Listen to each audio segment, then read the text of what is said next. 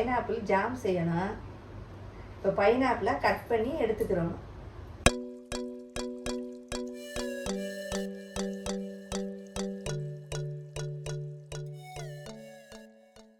Cut பண்ண பைனாப்பிளை மிக்சியில் போட்டு அரைச்சிக்கிறோம். அதை ரொம்ப நைஸாக அரைச்சிடாதீங்க, கொஞ்சம் மீடியமாக அரைச்சிக்கிறோங்க. இது மாதிரி ஒரு கடாய் எடுத்துக்கிறோங்க. இப்போ அரைச்சி வச்சிருக்க பைனாப்பிளை இந்த கடாயில் சேர்த்துருங்க.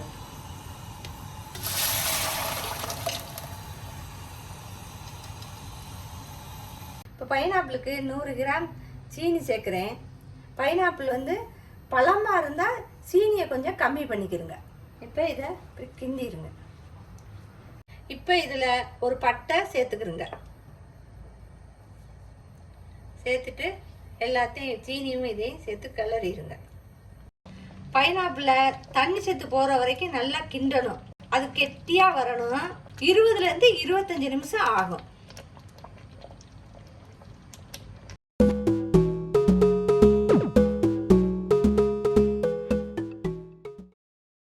இப்போ 5 நிமிஷம் ஆயிடுச்சு. இன்னும் தண்ணி சேர்த்து போகலை. இப்போ 15 நிமிஷம் ஆயிடுச்சு. எல்லாம் கெட்டி ஆயிடுச்சு. இன்னும் ஒரு 5 நிமிஷம் கிண்டிட்டு இறக்க வேண்டியதான். பாருங்கள், ரெடி ஆயிடுச்சு. இந்த பக்குவத்தில் இருக்கணும்.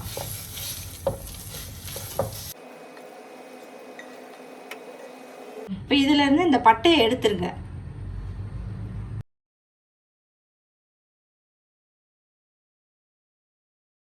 கிராம் மைதா மாவு எடுத்துக்கிறோங்க. 15 கிராம் பால் பவுடர் எடுத்துக்கிறோங்க. ஒரு முட்டையில் மஞ்சள் கரு மட்டும் எடுத்துக்கிறோங்க. பட்டர் வந்து 100 கிராம் எடுத்துக்கிறோங்க. நல்லா சாஃப்டாக இப்படி இருக்கணும். 25 கிராம் சீனி எடுத்துக்கிறோங்க. ஒரு பவுல் எடுத்துக்கிறோங்க. அதில் 100 கிராம் பட்டரை சேர்த்துருங்க.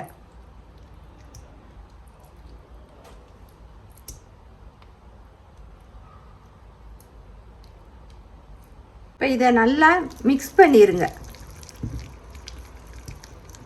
இது நல்லா ஃப்ளஃபியாக வரணும். நல்லா மிக்ஸ் பண்ணுங்கள். இந்த மாதிரி வரணும். இப்போ இதில் இந்த மஞ்சக்கருவை சேர்த்துருங்க. சேர்த்துட்டு நல்லா அடிச்சிருங்க. இப்போ மாவை சல்லடையில் இப்படி ஸ்லாத்திடுங்க. ஸ்லாத்திக்கிட்டே கொஞ்சம் கொஞ்சமாக இப்படி கிளறிக்கிட்டே இருங்க. 15 கிராம் பால் மாவையும் இதோட சேர்த்துருங்க. சேர்த்துட்டு நல்லா கிளறிடுங்க. மாவை கொஞ்சம் கொஞ்சமாக சேர்த்துக்கிறங்க. எல்லா மாவும் ஒன்று சேர்ற வரைக்கும் நல்லா கிண்டிருங்க. மாவெல்லாம் ஒன்று சேர்ந்தோடனே இதை கொஞ்சம் நல்லா பிசைஞ்சுக்கிறங்க.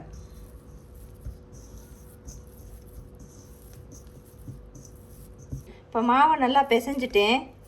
இப்போ இந்த கொஞ்சம் மாவு எடுத்து இப்படி உருட்டிக்கிறங்க. உருட்டிட்டு இப்படி ஒத்த விரலால் இப்படி அமுக்குங்க.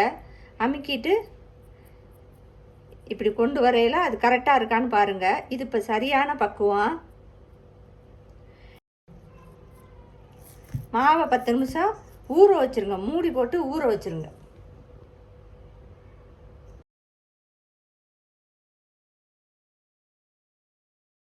செஞ்சு வச்சுருக்க பைனாப்பிள் ஜாமை இப்போ நம்ம உருட்டணும். அதுக்கு நான் 1/2 டேபிள் ஸ்பூன் எடுத்திருக்கேன். ஏன்னா எல்லாம் சம அளவாக வர்றதுக்காக நான் இந்த டேபிள் ஸ்பூன் எடுத்திருக்கேன்.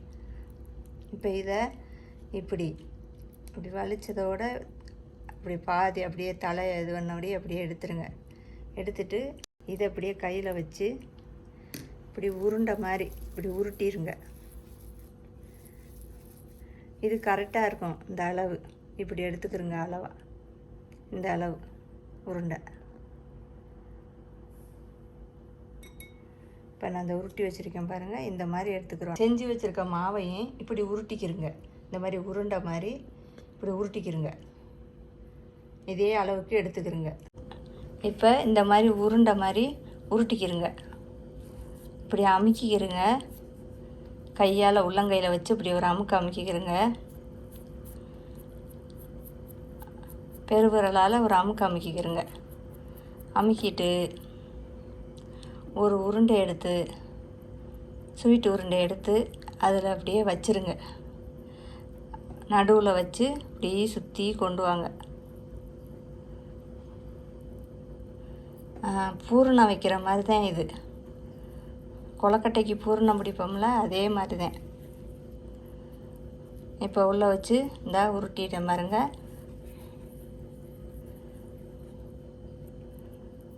இப்போ இந்த சமமாக உருட்டிட்டேன். உருண்டை போல் வந்துருச்சு பாருங்கள். இது மாதிரி உருட்டிக்கிறோம். இப்போ எல்லாம் உருட்டியாச்சு. இப்போ இதை அவனில் வைக்க வேண்டியதான்.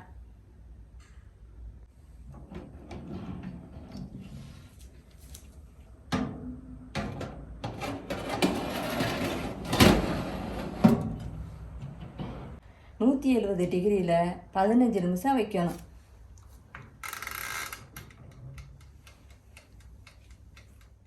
பத்து நிமிஷம் ஆனோடனே எடுத்துருங்க. எடுத்துட்டு அது மேலே பாலும் தடவலாம், முட்டையுடைய மஞ்சக்கருவையும் தடவலாம். உங்களுக்கு எது பிடிக்குதோ அதை தடவிக்கிறங்க. நான் இப்போ பால் எடுத்திருக்கேன்.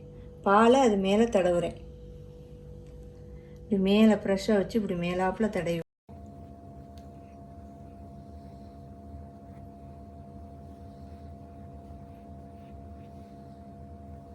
இப்போ 5 நிமிஷம் வச்சுருங்க.